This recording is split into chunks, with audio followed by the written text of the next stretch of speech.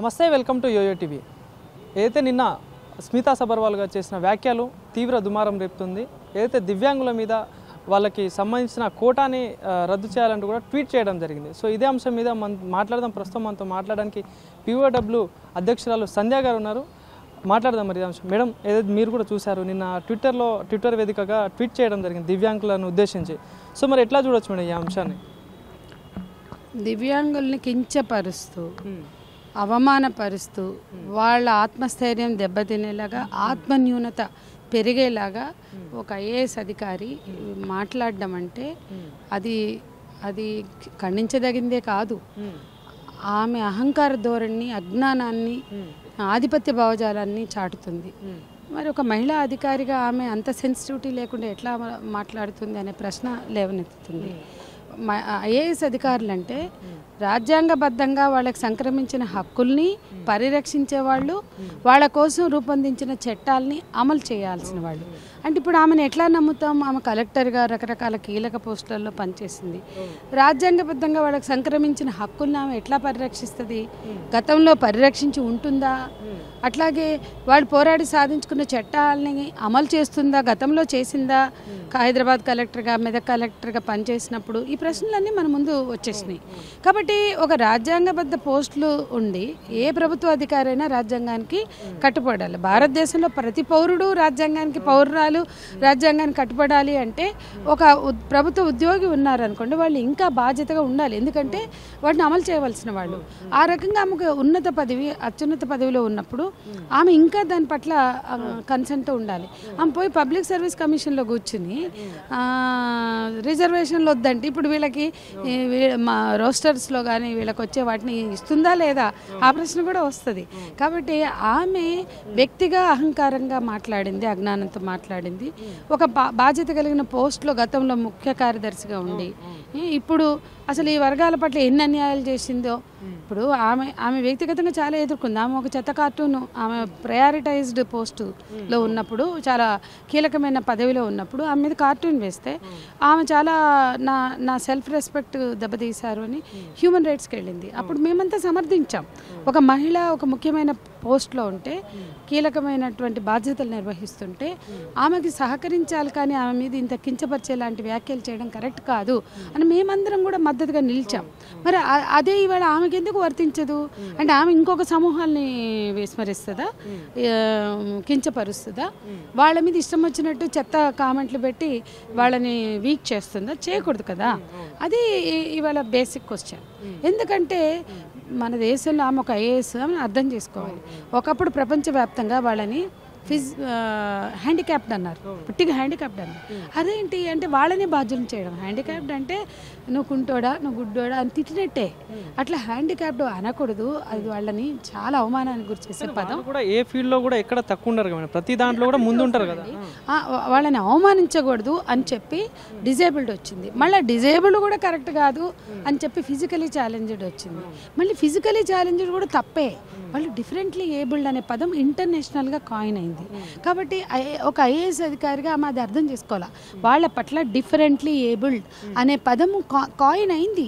మిగతా మన భారతదేశం కూడా దాన్ని సంతకం చేసింది ఆ డిక్లరేషన్లో, UN డిక్లరేషన్లో. అంటే వాళ్ళ పట్ల అలాంటి పదాలు వాడకూడదు అని. అంటే ఇప్పుడు రాజ్యాంగం ఏమిచ్చింది? కుల, మత, జాతి, లింగ, కుల, మత, జాతి, వర్గ, లింగ వివక్షలకి ఎవరిని గురి చేయొద్దు. పుట్టుక కారణంగా ఏ మనిషిని కూడా అవమానపరచొద్దు, అసమానతకు గురి చేయొద్దు, కించపరచొద్దు, వివక్షకు గురి చేయొద్దు. అది వీళ్ళకి వర్తించదా? ఒక IAS అధికారికి ఆ మాత్రం తెలియకపోవడం ఏంటి? వాళ్ళు ఆ పోస్టులకి ఈ పోస్టులకు పనికిరారు. నువ్వెవరు అమ్మ చెప్పడానికి? వాళ్ళు ఎందుకు ఈ పదం ఏదైతే మరో రకమైన సామర్థ్యం కలిగిన వాళ్ళు అన్నారో అది అక్షరాల నిజం. వాళ్ళు ఎవరు నిస్సహాయులు కాదు, డిజేబుల్డ్ కాదు. వాళ్ళు మరో రకమైన సామర్థ్యం కలిగిన సమూహాలు. వాళ్ళు అనేక బాధ్యతలు నిర్వహిస్తున్నారు. పోరాడి వాళ్ళ హక్కులు ఎవరు పట్టించుకోకపోతే వాళ్ళే సాధించుకున్నారు. ఇవాళ ఈ పదాలు మారినాయి, ఈ హక్కులు వచ్చినాయి, ఈ చట్టాలు వచ్చినాయి అంటే వాళ్ళ పోరాటాలే. కాబట్టి అన్ని రకాల సామర్థ్యం కలిగిన వాళ్ళు, అన్ని మంచిగున్న వాళ్ళకున్న వైకల్యాలు వాళ్ళకి లేవు. కాబట్టి మనము ఆ విషయంలో మన ఆలోచనలోనే ఒక ప్రోగ్రెసివ్ థింకింగ్ అవసరం. అంటే చాలామంది మనుషులు కించపరుస్తూ భాష వాడతారు. లేదా భావజాలం కలిగి ఉంటారు, అది వదిలించుకోవాలి. ఇది కూడా అందులో భాగమే అని నేను చెప్పదలుచుకున్నాను. ఇంకోటి చూసుకుంటే ఇంత జరిగినా కూడా అంటే ఈ గత 24 గంటల నుండి కూడా ప్రభుత్వం నుండి కూడా ఎట్లాంటి స్పందన రాలేదు అంటే ఆమె చేసిన కామెంట్స్ మీద. సో మరి ఎట్లాంటి డిమాండ్స్ చేయదలుచుకున్నారు? అంటే చట్టబద్ధంగా ఆమె తప్పు, రాజ్యాంగాన్ని ఉల్లంఘించింది, చట్టబద్ధంగా ఆమె తప్పు కాబట్టి ఆమె తప్పుడు వ్యాఖ్యలు చేసింది కాబట్టి చీఫ్ సెక్రటరీ ఆమె ఎక్స్ప్లెనేషన్ కాల్ఫర్ చేయాలి. అది మొదటి డిమాండ్. రెండో డిమాండ్ రాష్ట్ర ప్రభుత్వం జోక్యం చేసుకుని ప్రభుత్వ ముఖ్య అధికారి ఉన్నారుగా చీఫ్ సెక్రటరీ, ఆమె ప్రధాన కార్యదర్శితో మాట్లాడి అమ్మ ఏంటి మీ ఐఏఎస్ అధికారి ఇట్లా మీరు దీని మీద ఎక్స్ప్లెనేషన్ ఇవ్వండి, తీసుకోండి అని చెప్పాలి. ఒక ముఖ్యమంత్రి కానీ ప్రభుత్వంలో కీలకమైన వ్యక్తి అట్లా తీసుకున్నా ఆమె ఇవ్వలేదో లేదా ఇచ్చినా అది కరెక్ట్గా లేదో ఏదైనా ఉంటే చర్యలు తీసుకోవాలి. అట్లాగే ఐఏఎస్ అధికారుల సంఘం కూడా స్పందించాలి. ఎందుకంటే నిజాయితీ కలిగిన ఐపీఎస్ అధికారులు వాళ్ళు నిజాయితీగా ఉన్న కారణంగా రాజకీయ నాయకుల కక్షలకి వేధింపులకు గురయ్యారు. అప్పుడు సంఘాలు స్పందించాయి. ఇప్పుడు కూడా ఇట్లాంటి చర్యలకు పాల్పడ్డా ఇట్లాంటి చేష్టలు, మాటలు, చేతలు, రాతలు ఇవన్నీ తప్పు అనేది వాళ్ళు అర్థం చేసుకుని స్పందించాలి అనేది కూడా నేను కోరుతున్నాను. కానీ ఇంకోటి మేడం, ఏదైతే హ్యాండిక్యాప్డ్ విషయంలో కూడా కొంతమంది తప్పుడు సర్టిఫికేట్స్ కూడా ఇటు జాబ్స్ తెచ్చుకుంటున్నారు కూడా ప్రధానంగా వాళ్ళు చెప్తున్నారు, కొంతమంది చెప్తున్నారు. సో మరి ఏంటారు దీనికి?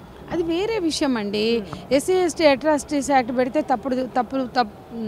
తమ ప్రయోజనాల కోసం మిస్యూజ్ అంటారు. మహిళలు హింసకు గురవుతుంటే, హత్యలకు గురవుతుంటే, అత్యాచారాలకు గురవుతుంటే అవి తప్పుడు యూజ్ అంటారు. నేనేమంటున్నానంటే ఇవాళ డిఫరెంట్లీ ఏబుల్డ్ పర్సన్స్గా ఉన్నవాళ్ళు ఒకప్పుడు రోడ్ల మీద నడవగలిగేవాళ్ళు కాదు, లేదంటే వెహికల్స్ డ్రైవ్ చేసుకునేవాళ్ళు. వాళ్ళకు ప్రోత్సాహాలుగా ఇప్పుడు వెహికల్స్ వచ్చినాయి, ప్రభుత్వం ఇవ్వచ్చు, వాళ్ళు కొనుక్కోవచ్చు. వాళ్ళు ఇవాళ ఈ హైదరాబాద్ ట్రాఫిక్లో పెద్ద చక్రబంధం లాంటి ట్రాఫిక్లో వాళ్ళు మన అందరితో పాటు నడుపుతున్నారు కదా. మేము డిఫరెంట్లీ ఏబుల్ పర్సన్, మేము దివ్యాంగులు, మాకు దారి ఇవ్వండి అని ఏమైనా అడిగారు ఇవ్వాలి నిజానికి అంటే వాళ్ళు ఛాలెంజ్ చేసి వెళ్తున్నారు. అట్లాగే ప్రభుత్వం ఇచ్చిన ప్రోత్సాహకాలు వాడుకుని అది ఎడ్యుకేషన్లో కావచ్చు, ఎంప్లాయ్మెంట్లో కావచ్చు, లేకపోతే ఇట్లాంటి పెన్షన్స్ ఇతర ప్రోత్సాహాలు తీసుకుని చాలామంది నిలబడ్డారు. ఎందుకంటే వాళ్ళు కుటుంబ నిరాదరణకు కూడా గురవుతారు. డెఫినెట్గా కుటుంబ నిరాదరణకి, కుటుంబ సభ్యుల నిరాదరణకి గురవుతారు. సమాజం చూపించే అసమానత వివక్షలకు కూడా గురవుతారు. అటువంటి వాళ్ళని సమాజం చూపించే అసమానత వివక్ష, కుటుంబం చూపించే నిరాదరణ, వాళ్ళు ఎదుర్కొనే అవమానాల నుంచి బయటకు రావడానికి ఇవి ప్రోత్సాహకాలు. వీటి కోసం ఒక డిపార్ట్మెంట్ ఉంది, దానికోసం ఒక సెక్రటరీ ఉన్నాడు. అలాంటప్పుడు ప్రోత్సహిస్తే వాళ్ళు నిలబడుతున్నారని అర్థమైతే ఇంక ఎందుకనే ప్రశ్న ఎందుకు వస్తుంది? తప్పుడు వాడితే స్క్రూటినీ చేసి తీసేయండి, ఏ తప్పుడు వచ్చినా స్క్రూటినీ చేసి తీసేయండి. కాబట్టి అసలు మన రేవంత్ రెడ్డి గారు బయటికి రావాలి. ఎందుకంటే తమరికి ఏ సర్టిఫికేట్ ఉందో మాకు కూడా తెలుసు. కాబట్టి దీని మీద మాట్లాడాల్సిన అవసరం ఉంది. సో ఇంకోటి మీరు చూసుకుంటే ఇంత ప్రతిసారి కాంట్రవర్షియల్ ఇష్యూ మీద ఏమే గారు బయటికి రావడం జరుగుతుంది. ఇంకోటి చూసుకుంటే కొంతమంది ఐఏఎస్ ఆఫీసర్లు కూడా రాజకీయ నాయకులకు రిలేటెడ్గా అంటే వాళ్ళకు ఫేవర్గా మాట్లాడుతున్నారు. సో మరి దీన్ని ఎట్లా చూడవచ్చు ఇప్పుడు ఈమె చేసిన కామెంట్స్? ఎవరికి ఫేవర్గా మాట్లాడినా రాజకీయ నాయకులుగా తొత్తులుగా ఐఏఎస్లు ఉండడం, ఐపీఎస్లు ఉండడమే పెద్ద విషయం. ఎందుకంటే వాళ్ళు ప్రజల పక్షాన ఆలోచిస్తే, ప్రజల గురించి ఆలోచిస్తే అట్లా ఉండకూడదు. ఎందుకంటే వాళ్ళ ట్రైనింగ్ అదే చెప్తుంది, వాళ్ళకున్న నియమ నిబంధనలు, కాండక్ట్ రూల్స్ కూడా అదే చెప్తాయి.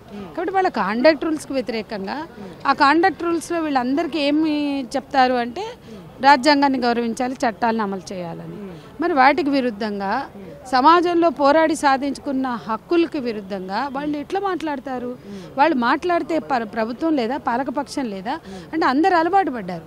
ఎందుకంటే మేము గత వారంలో నేను ఇద్దరు పోలీస్ అధికారుల నుంచి మేము చేతుల గాజులు తొడుక్కుని కూర్చోలేదు అనే పదం విన్నాం. అని ఎందుకు మాట్లాడతారండి మీరు?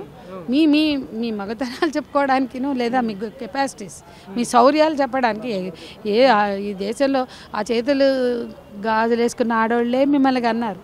ఆ చేతులు గాజులు వేసిన ఆడవాళ్ళతో సంసారాలు చేసి పిల్లల్ని అంటున్నారు. ఆ పదం అవసరం లేదు అనే చిన్న సోయి మన అధికారులకు లేదు, మగ అధికారులకి.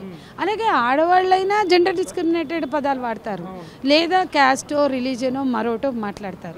ఆ రైట్స్ ఎవరికి లేవండి బాబు, అది ఎందుకు అర్థం చేసుకోరు? కాబట్టి డైరెక్ట్గా ఎవరైతే ఇదే స్మితా సబర్వాల్ గారికి మీరు డైరెక్ట్గా ఏం చెప్పదలుచుకున్నారు? ఎందుకంటే ఆ కామెంట్ చూస్తుంటే చాలామంది దివ్యాంగుల విషయంలో చాలా రెస్పెక్ట్ ఇస్తారు చాలామంది. మీరు స్ట్రైట్గా ఆమెకి ఏం చెప్పాలి? ఒకటేనండి, నీకు సెన్సిటివిటీ ఉండాలి.